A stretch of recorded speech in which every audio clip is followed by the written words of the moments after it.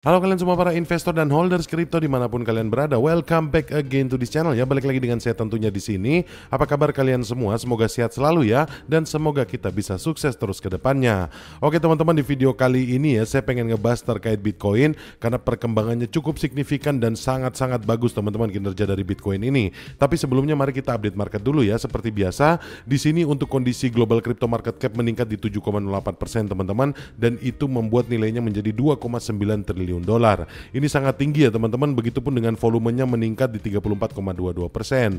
Dan kalau kita ngelihat untuk Fear and Greed Index teman-teman, kita bisa ngelihat di sini bahwa para investor ini lagi gencar-gencarnya untuk investasi di kripto ya, karena di sini skornya sudah ke arah tamak banget teman-teman. Dan kemudian di sini harga Bitcoin sangat-sangat mengagumkan. Di sini Bitcoin harga jualnya sekarang di 88.400-an, dan kalau kita ngelihat tadi pagi ya teman-teman, ATH-nya itu mencapai di 89.600-an, sudah hampir menyentuh $90.000. Dan yang menjadi pertanyaan selanjutnya adalah apakah Bitcoin akan breakout untuk menembus ATH barunya, atau dengan kenaikan yang signifikan ini Bitcoin bakalan koreksi besar-besaran juga. Nanti kita akan ngelihat ya proyeksinya seperti apa. Dan di sini saya mau ngasih tahu ya, ada analisa teman-teman di sini Bitcoin Plus to hit $125.000 tahun ini. Kalau kita ngelihat analisanya seperti apa, coba kita lihat ya. Di sini untuk Bitcoin melampaui 80.000K memasuki fase penemuan harga. Setelah melampaui angka $80.000, Bitcoin mengalami fase penemuan harga baru yang pertama sejak akhir tahun 2020. Grafik mingguan Bitcoin menembus level resistance utama yang memicu prospek bullish di seluruh metrik jangka pendek dan jangka panjang. Tonggak sejarah ini telah mendorong banyak analis untuk menetapkan target yang ambisius. Proyeksi Brent sebesar $125.000 merupakan salah satu perkiraan yang paling optimis, meskipun yang lain telah menetapkan tolak ukur mulai dari $100.000 hingga $150.000. Dan di sini teman-teman kalau kita ngelihat proyeksinya ya, ini dari Peter Brand teman-teman, dia menganalisa seperti ini. Momentum yang kuat tampak berkelanjutan karena grafik mingguan menampilkan sinyal bullish, termasuk formasi salib emas, di mana rata-rata pergerakan 50 hari melintasi rata-rata pergerakan 200 hari. Analisis Brand juga di sini yang didasarkan pada probabilitas Bayesian menunjukkan bahwa pergerakan harga Bitcoin saat ini dapat mengikuti lintasan yang sama dengan kenaikan harga sebelumnya. Probabilitas Bayesian memungkinkan peramalan bersyarat dengan menilai kejadian sebelumnya dalam situasi yang serupa. Nah ini yang menarik ya, kalau kita ngelihat dari sini ya, ini kalau misalnya terjadi yang serupa, kemungkinan Bitcoin ini masih super bullish ke depannya.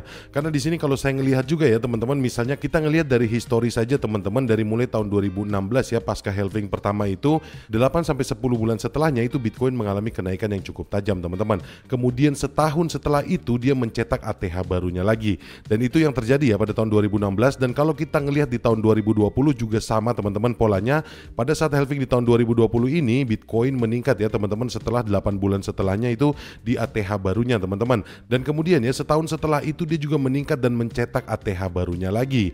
Dan kemungkinan besarnya teman-teman hal ini bisa saja terjadi untuk kedepannya. Kalau kita ngelihat dari mulai halving pada awal tahun ini ya teman-teman, itu 8 bulan setelahnya ya, atau tepatnya di bulan ini ya teman-teman, di bulan November itu mencetak ATH barunya. Dan kemungkinan besar ya 1 tahun setelah ini, atau tepatnya nanti di November 2025 dia akan mencetak ATH barunya teman-teman. Dan itu kemungkinan dia bisa naik di sampai $120.000. Kira-kira seperti itu ya teman-teman. Dan ini menurut saya sejalan ya kalau saya ngelihat dari prediksi para analis yang memproyeksikan bahwa kejadian historis ini mungkin bisa jadi berulang lagi teman-teman. Dan kalau kita ngelihat di sini ya, untuk analis Brand sendiri cukup optimis, dia menganalisa bahkan sampai di $125.000.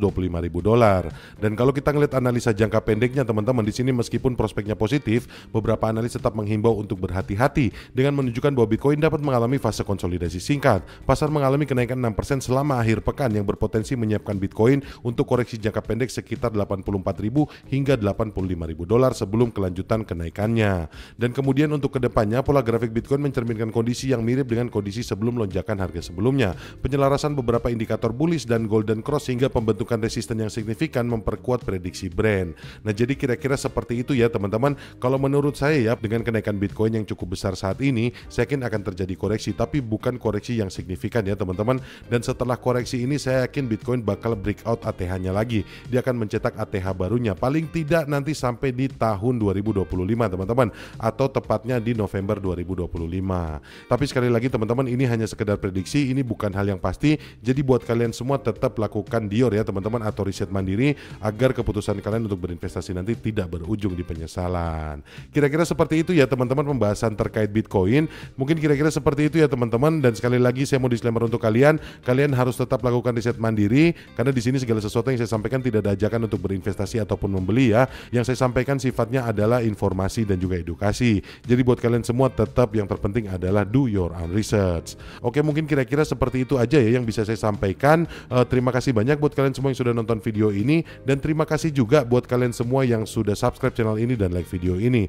Dan akhir kata, sampai ketemu lagi di video-video yang selanjutnya. Bye.